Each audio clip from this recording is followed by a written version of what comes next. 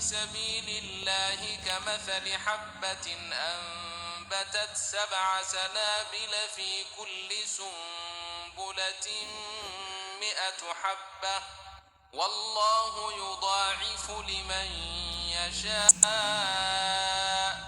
والله واسع عليم.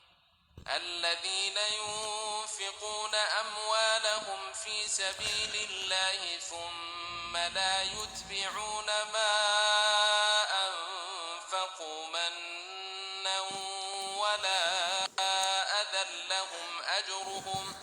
لهم أجرهم عند ربهم ولا خوف عليهم ولا هم يحزنون.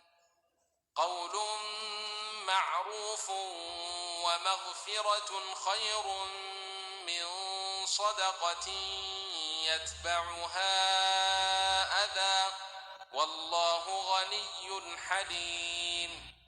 يا